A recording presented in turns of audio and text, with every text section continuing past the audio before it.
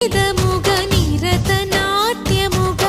కదిలిన పదమిది ఈశా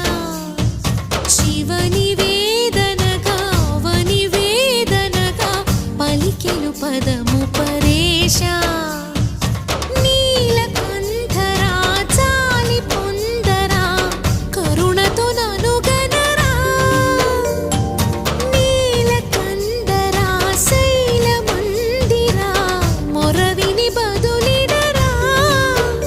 నగజా మనోజ జగదీశ్వరా బాలేందు శేఖరా